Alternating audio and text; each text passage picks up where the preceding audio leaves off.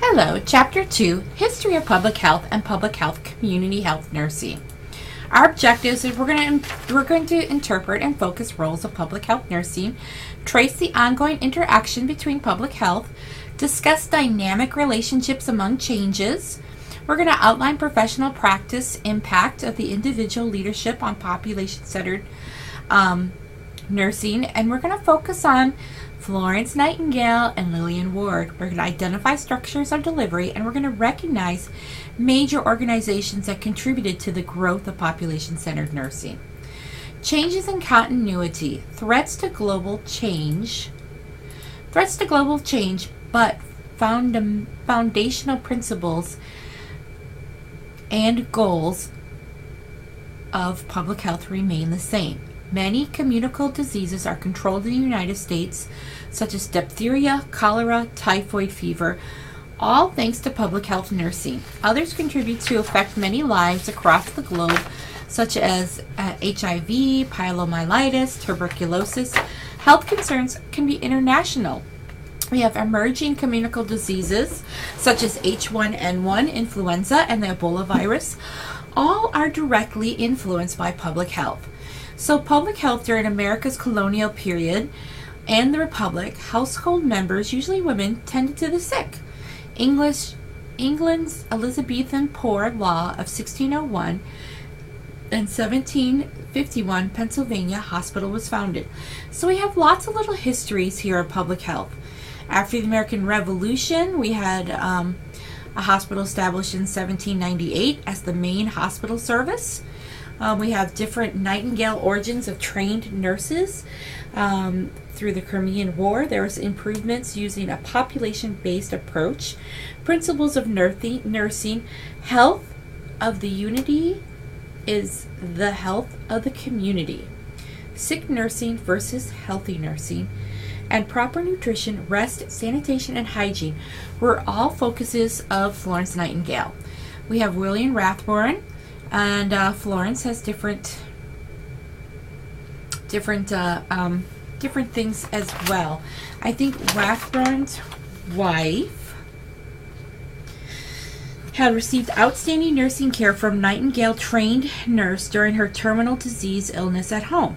He wanted to offer similar care to relieve the suffering of poor persons unable to afford private nurses. And so he and Nightingale began to have nursing throughout England. All right, so America needs trained nurses. The need for public health nursing increases twofold. I mean, we definitely need public health nurses.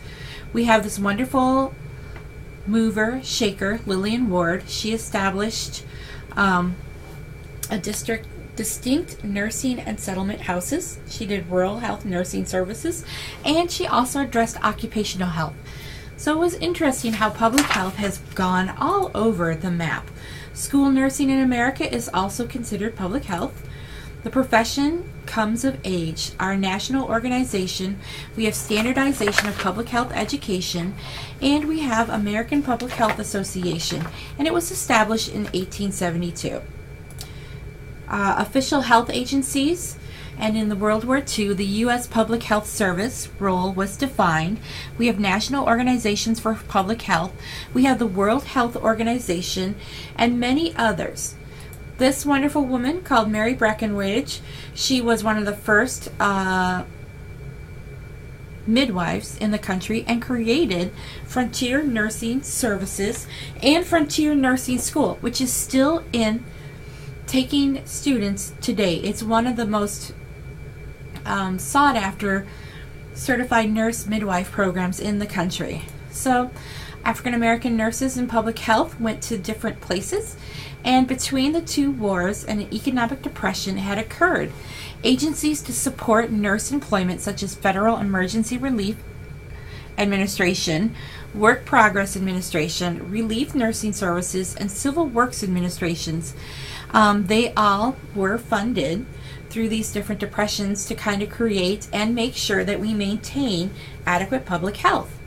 We have increased federal actions, and World War II has extended public health and accelerated it. We have the the rise of the Army and Navy Nurse Corps, and those are all public health. We also have Public Health Scope of Practice, which has Emergency Maternity and Infant Care Act of 1943. So we got lots of things going on in public health. I'm going to kind of go through and see like which was a leading cause of or rise in chronic illness and deaths. And so let's see, that would be B. So growth of an aging population. Get that? Growth of aging population meant that people started living long enough to develop more chronic illnesses. And so we need to address those illnesses in a public health population focus. So hospitals are preferred for illness and childbirth. Funding stopped for visiting nurse services, and consolidation of national organizations such as the NLN and the ANA has declined financial support for practices of professional organizations. So we really need to kind of focus and figure out where we're going to go with public health. The need is still there profoundly, but how are we going to pay for it? Professional nursing education definitely has promoted public health. We promote it here. Resources, Medicare, Medicaid has come up. We also have the Affordable Care Act. Other things that we can look for is funding to increase certain areas and economic opportunities.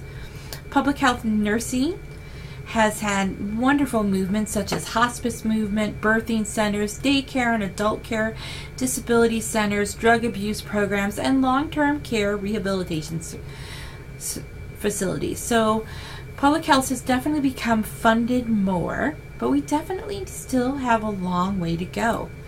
So where are we going to go with public health? Health concerns have been increasing because cost has been increasing, and access to direct care service has been decreasing. So how do we get our public health nursing from the 1970s into the 21st century? We passed the Patient Protection and Affordable Care Act. That's one way. And we've had graduate education for an advanced nurse practice and public health nursing as one way to start bringing nurses to the community. And so public health today, new challenges is we have new populations, and our public health nurses need to be paid well. Natural disasters require innovative responses such as floods, hurricanes, and tornadoes, and man-made disasters are also going to stress our public health system. So kind of keep that in mind when you're thinking about your community assessment. That's another thing you can be thinking about is challenges to public health and what seems to be maybe not quite addressed in your communities. That's all for Chapter 2.